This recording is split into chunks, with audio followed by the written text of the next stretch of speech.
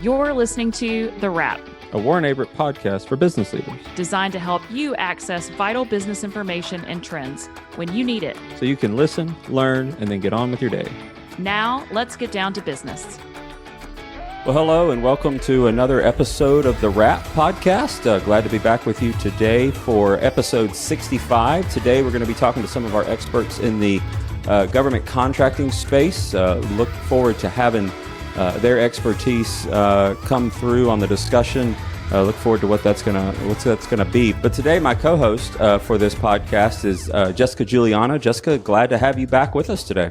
To be back, Paul. It's happy to be here. To speak with us, we've got Amber Stout, who's a senior manager. We've got Todd McAdams, who's a member in our Huntsville office, and Jared Sharp.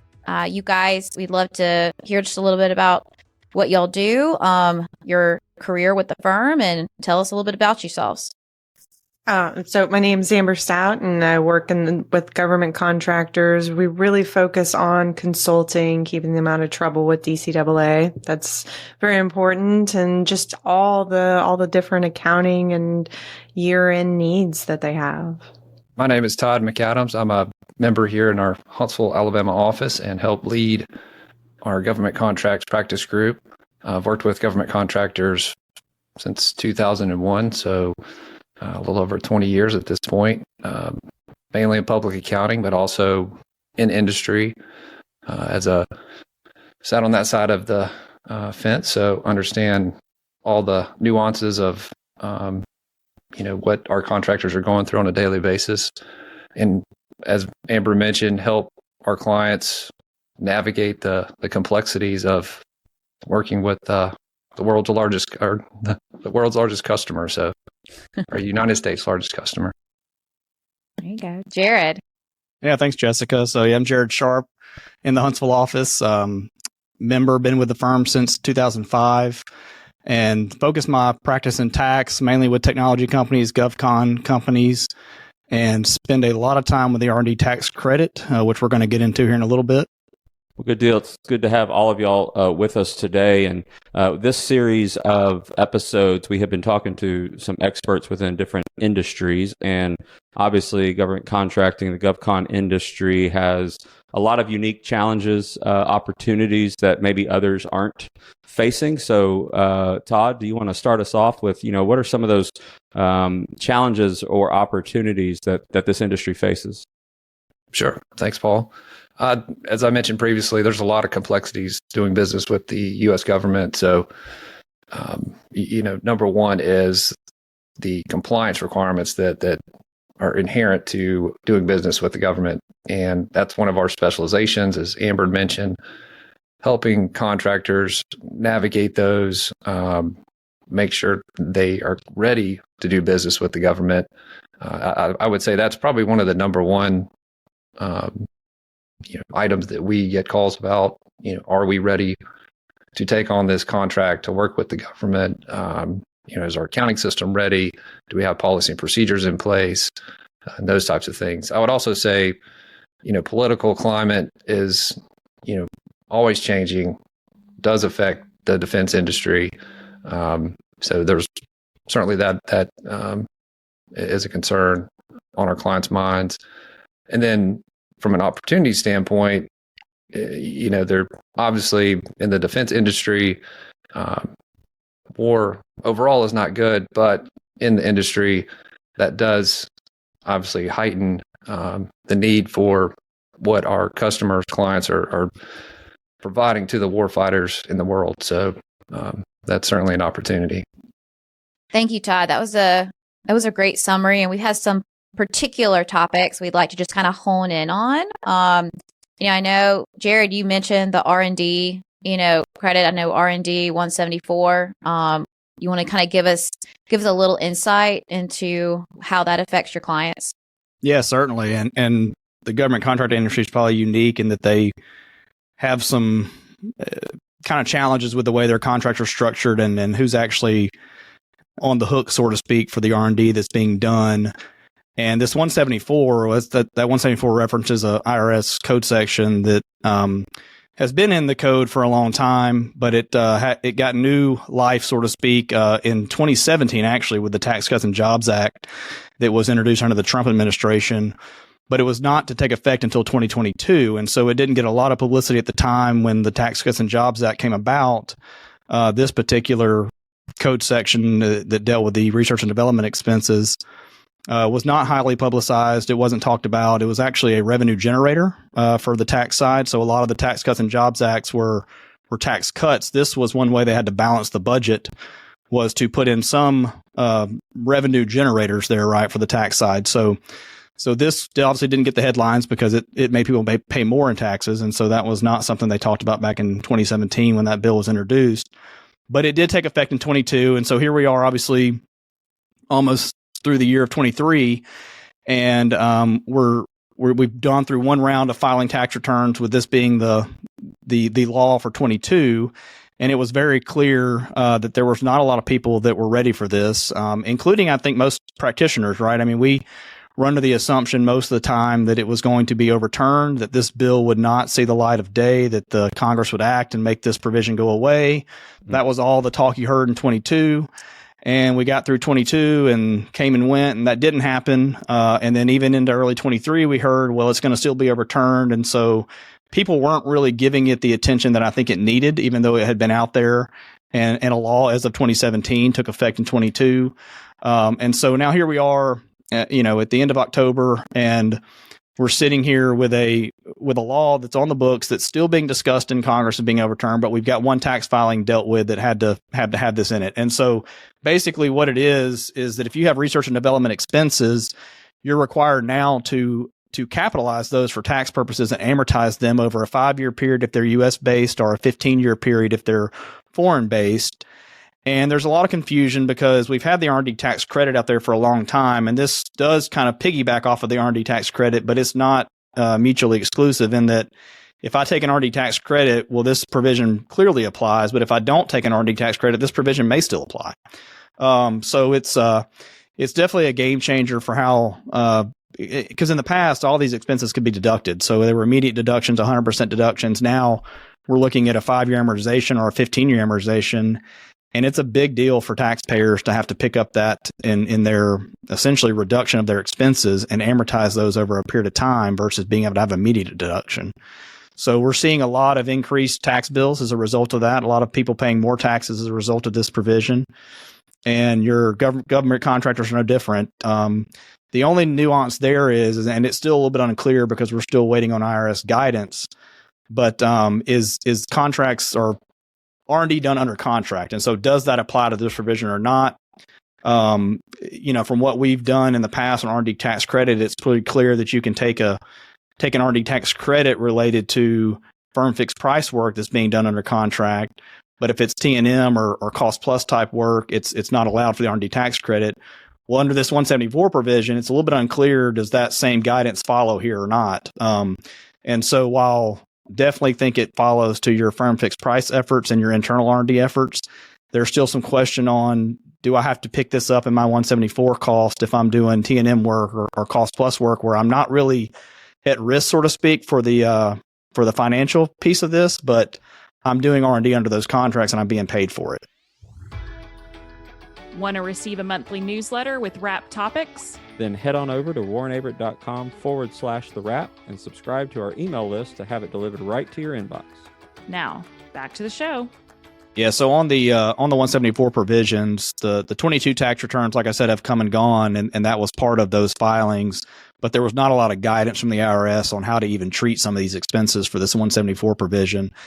We have gotten some guidance that they released in September, although it's a notice. It's a notice 2023-63, which is a notice is not a regulation. So a notice is kind of the first thing they're going to put out there, right? It's got some detail, but not a lot. And so we've got a little bit of initial guidance from the IRS. We do expect more guidance to come early in 24. That's the latest we saw. So those are probably going to be in the form of regulations, which will be a little bit more formality and a little bit more formal than what they introduced in September. But, my thoughts are on just seeing what the IRS released in the notice. there's going to be a lot more detail that goes into these calculations than what I think were done in 22, because for 22, it was kind of a reasonable method because there was no guidance, right? So I think for 23 forward, we're going to have a little bit more emphasis on what actual expenses need to be done, how the allocations work for some of the overhead type items that are part of this whole calculation. So I do expect there to be a little bit more heavy lifting, so to speak, in 23 for some of these 174 calculations. And I guess we should note that this was recorded on October 30th of 23. So any changes to anything from a political landscape perspective may change some of the conversation we have today. But just wanted to make that note for the presentation. Jared? Yeah, and that's a good point, Paul, because there is still, as I mentioned earlier, this has been something that we thought Congress was going to overturn even before it saw the light of day in 22. That has not happened, but there is currently a bill sitting in Congress that was introduced in June that it wouldn't repeal this completely, but it would push it back to 2025. That has not been voted on, so it's not it still has a ways to go to even become an actual law, but they are still pushing this in Congress to get this overturned. So there could be, before the end of the year or even in 24, there might be some political changes to this law that either change the way we're dealing with it or completely do away with it. It's good information. Todd, I want to go back to something you talked about when at the opener, when you said that the government, people call you and say, "Are we ready to work with the government?" In my very limited financial statement auditor years, in dealing with maybe one or two, I do remember reporting was always a big issue. What they're reporting, how they're reporting to the government. So, can you kind of break down why that's unique, kind of within this industry that maybe other industries don't see? And Todd and Amber, I think I'd love to hear both of y'all's opinion on that. Sure. Yeah. Thanks, Paul. Yeah, there's, again, many compliance requirements to do business with the government. From a reporting standpoint, if you have certain types of contracts, annually you have to submit an incurred cost submission, which is due 6 months after your calendar year end or fiscal year end. And that's a pretty complex filing that's required.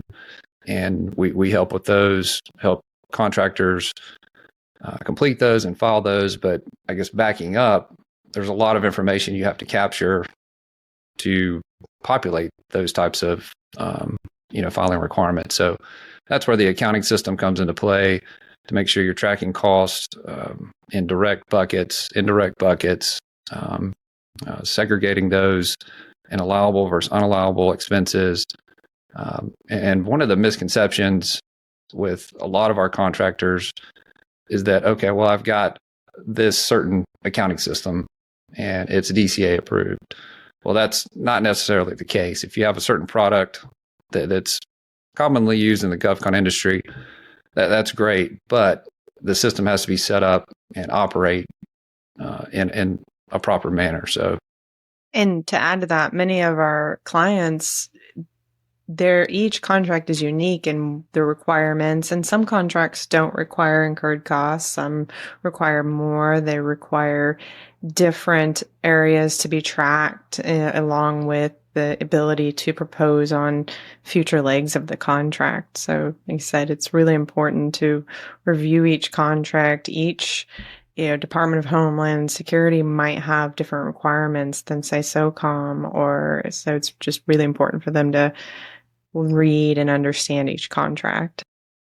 We, as Warren Averett, we serve over 250 government contractors, and another important area we'd like to have y'all discuss is how y'all serve our clients in regards to DCAA compliance and the agreed upon procedures that are currently part of your support and advice to our clients. Let's talk about that a little bit. Sure. Yeah, I can cover that. Thanks, Jessica. So with the compliance with DCAA, they will want to come in and approve your accounting system. And you can't just knock on their door and say, "Hey, I'm ready for an audit. Come talk to me, approve my accounting system." A lot of contractors they think that's the way it happens. But once you get educated a little bit and understand what DCA does and who they work for, those pre-award accounting system audits or reviews those are going to be requested by the contracting officer. So if you're proposing on a contract that's cost type in nature, most likely that contracting officer is going to require DCA to come and look at your system, because they want to make sure that you're tracking costs adequately in the proper areas, and that you're going to be able to build the government in those cost buckets in the proper manner. So it's a little bit the chicken or the egg. So to get an approved accounting system, you have to have a cost type contract. And you can't get one until you have the cost type contract. So you're kind of in a catch-22. Well, what Jessica's mentioning, the agreed upon procedures, we as an audit firm with the GovCon specialization, we can come in and act like the DCA, do a mock DCA audit. So we take their programs are public, the SF 1408, which is the system requirement checklist that they go through. So we have worked with DCA through actual accounting system audits with clients. So we're very familiar with the process. So we can come in a safe environment ahead of time and run through those checklists, run through the system, advise the client on setup, policy and procedures, recommend any corrections that need to be made, and then we can actually opine on the system and provide the client a report, an audit report that pretty much states what the DCA's report would. And that can be used in proposal situations. It can be used if you're a subcontractor to a prime that's being awarded a large cost type contract, to give them comfort with your system.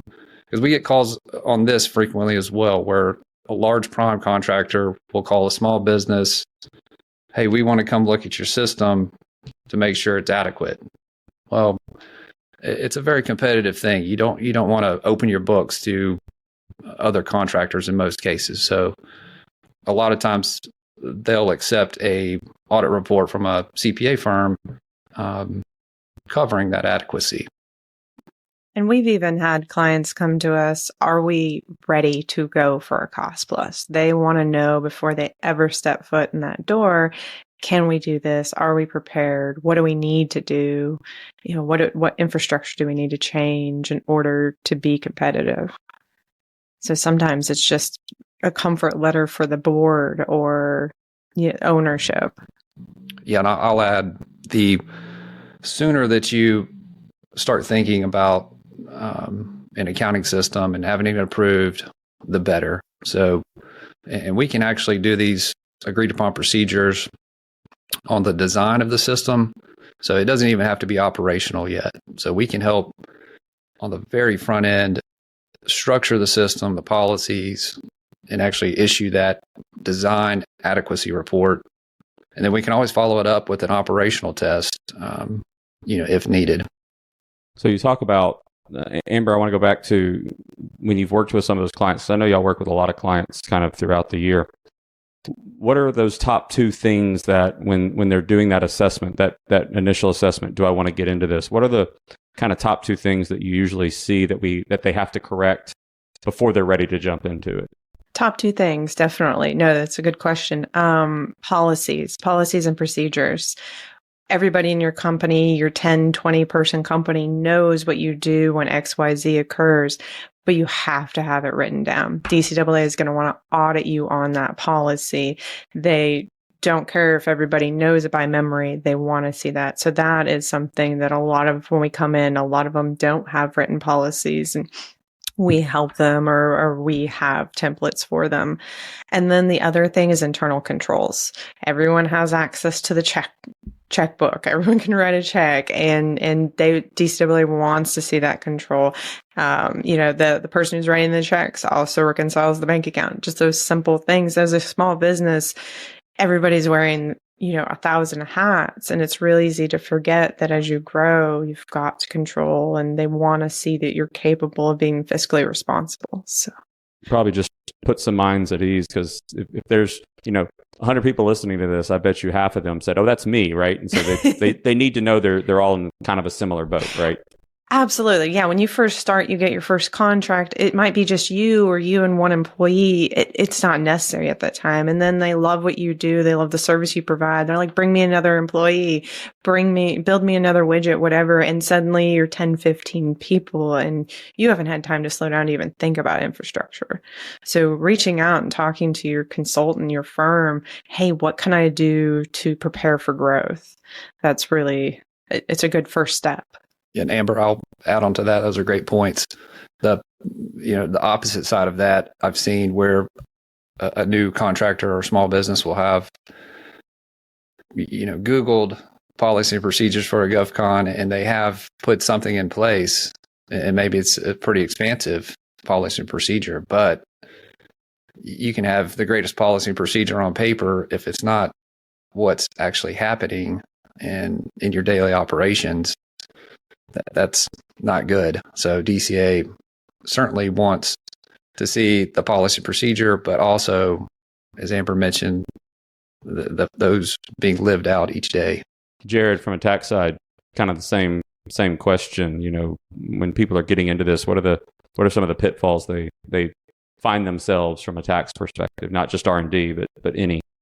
Just in general tax. Yeah. I mean, I think just making sure that you're having conversations early, kind of similar to the accounting system, that you understand, how am I going to be taxed? Because a lot of times, especially if it's their first kind of venture into, entrepreneurship, so to speak, and doing that, they're not 100% clear on the tax. How am I going to be taxed? Is it on my personal return? Is it a corporate tax expense? And so just planning on that aspect of it, type of entity can matter. So early on, having those conversations about what type of entity to structure it as. I know, Todd and Amber, there are certain reasons why a lot of our GovCon companies are S corps versus LLCs and partnerships. So those type of things can matter when it comes to not just the tax, but also making sure you're setting up properly for DCA purposes and contract rate purposes and all that. So that's probably the biggest. The other thing is just, even if you're established business and you've been doing this for a while, the planning aspect of it, right? So just having the conversations throughout the year with your tax advisor on, what am I doing that either can reduce taxes, or am I doing something that can increase what I'm going to pay in April? And as an example, I know Amber and I have a client that is cash basis, and they've just picked up a big contract. And so, it's going to be some money up front that might cause some tax burden now versus next year, and having those conversations just so they're prepared, right? Just so they don't assume that this is not going to be taxable income to me because I'm not started the expenses side of that contract, right? So, good point. So those are the type of things that we obviously are wanting to talk to our clients about throughout the year, not just when it comes time to file the tax return. Yeah. And just to add on to that from a political standpoint, a challenge, we talked about challenges earlier for the GovCon industry. One of the largest challenges at this exact moment is we're under continuing resolution. So there's not been the annual appropriations bill passed, so we don't have a budget for fiscal year 2024. So that continuing resolution expires November 17th. Hopefully, fingers crossed, we'll have everything worked out by then. But if not, there could be an additional continuing resolution, and hopefully the president will sign the appropriations bill, before the end of the calendar year.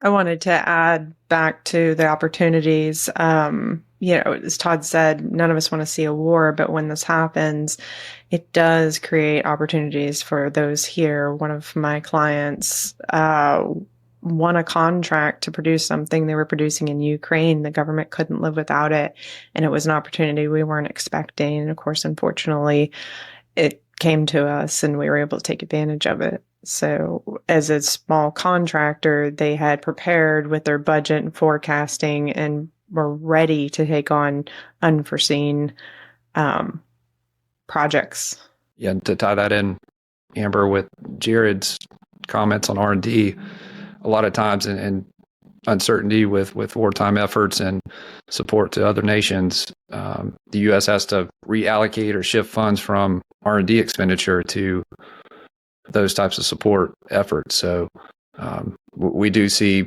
depending on the type of contractor, what they do, whether it's heavy R&D or support or missile defense or things of that nature. We hear success stories in certain cases, and then we hear, our funding's in hold or it's on the chopping block. So, a lot of opportunity. Love working with the GovCon industry. We support those who support the warfighter. That's kind of our motto within our GovCon industry group, and we strive to live that out each day to support them. Here on the wrap, we like to wrap everything up in 60 seconds or less. What's the one piece of advice you want to leave with business leaders today?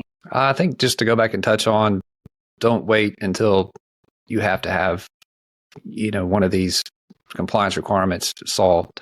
So the sooner that you can reach out to your advisor, the better. It's much easier to put a system in place when there is no system, from scratch. It's honestly easier to kind of stand it up on the right footing. So that would be my advice: is if you're getting into the GovCon industry, reach out to your advisor and just surround yourself with those that have been through this before and can help you succeed. Amber? Probably going to echo Todd a little bit. Be prepared, because opportunities arise quickly and you can't be looking back going, wait, what am I doing? You've got to have, hopefully most of your ducks in a row. And also remember, your business is unique. So just because Jane or John next door is doing X, Y, Z doesn't mean you can't do something else, if it makes sense. No, that does. Jared, how about you? Yeah, Jessica, I would say for, as it relates to the R&D expenses, 174 R&D tax credits, if you've not dealt with that and you're doing R&D or think you're doing R&D under, whether it's internally funded or under contract, we need to have a conversation and talk about what that entails and what, do you have a tax credit out there? Do you have implications that fall under this 174 provision? And just plan on making sure that we handle it correctly on the tax returns. Ladies and gentlemen, this has been a wonderful conversation. Thank y'all for lending your expertise to this discussion. We appreciate having you here on the wrap, and we look forward to hearing from y'all soon. Thanks. Thanks, guys. Thank you. Thank you. And that's a wrap. If you're enjoying the podcast, please leave a review on your streaming platform. To check out more episodes, subscribe to the podcast series, or make a suggestion of other topics you want to hear. Visit us at warrenaverett.com/the wrap.